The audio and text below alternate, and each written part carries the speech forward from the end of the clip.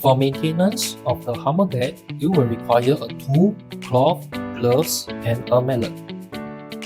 To remove, slot your tool into the groove of the Harmodeck. Press your tool down to release the Harmoclick. Do this step along the entire plank. You can use a cloth at the edge of the tool to protect the adjacent plank. After which, you can remove the Harmodeck from the aluminium batten. Lift and remove the Harmodeck plank, and it's done. To install, align the two grooves of the Harmodeck with the Harmoclick on the batten. Push it down with your mallet. Remember to push it down along the entire plank.